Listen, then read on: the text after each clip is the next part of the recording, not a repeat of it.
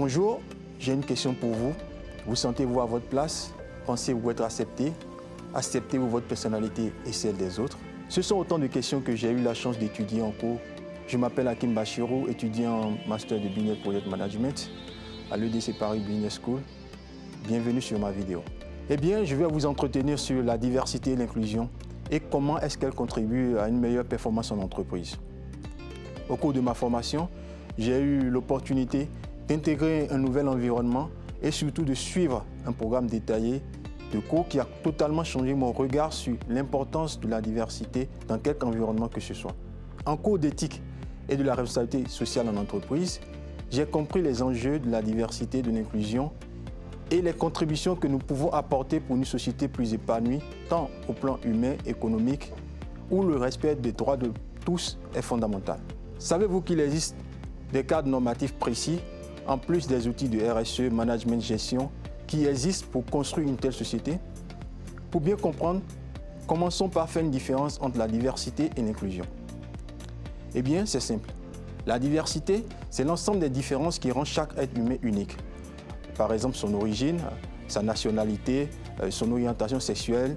L'inclusion, en revanche, est le fait de faire de cette diversité une norme.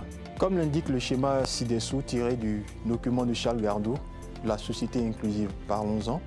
On peut voir une première société dans laquelle il existe des gens qui se ressemblent, qui adoptent les mêmes codes, et ceux qui ne les adoptent pas sont exclus de cet environnement. La ségrégation, c'est lorsque dans une société, on distingue deux environnements, un qui regroupe les personnes dites normales et un autre environnement dédié aux personnes dites différentes. Ensuite, l'intégration, c'est de permettre à quelques-uns de ceux qui sont en dehors, c'est-à-dire exclus de la norme, du système ordinaire, de venir en faire partie. La condition de l'intégration était de rejoindre la norme, d'être plus près de la norme, d'avoir surmonté, voire annulé ce qui était leur norme. Donc, dans une société inclusive, il n'y a pas ceux qui sont dans la norme et les autres. Tout le monde est normal. Quel que soit l'écart à une pseudo-norme qui serait définie par une moyenne de performance dans une population, la norme est élargie à tous. Imaginez la richesse des idées et des compétences dans une telle société.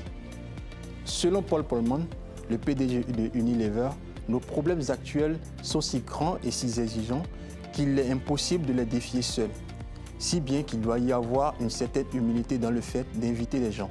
Abraham Lincoln, quant à lui, disait, je cite, « Je n'aime pas trop cet homme, mais je dois mieux apprendre à le connaître. » À travers ces deux citations, on comprend aisément la puissance de la diversité. Respecter la diversité signifie respecter la façon de comprendre les autres, les différentes facettes que comporte cette société.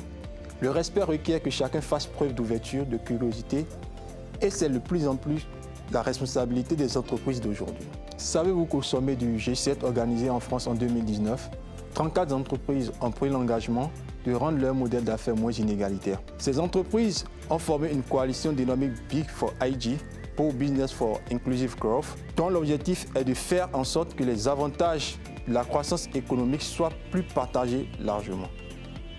Ainsi, il est de la responsabilité et de l'intérêt de chaque entreprise d'offrir un environnement sûr et tolérant dans lequel chacun peut s'exprimer librement, développer pleinement son potentiel pour lui, pour ses collègues et ses clients. Moi particulièrement, j'ai aimé travailler sur ce sujet en classe car une fois en entreprise, je pourrais apporter une contribution conséquente afin que le principe de la diversité et de l'inclusion soit créateur de valeur et d'engagement. Si tu as aimé cette vidéo, laisse un pouce bleu et surtout partage afin de contribuer toi aussi à développer cette dynamique autour de toi.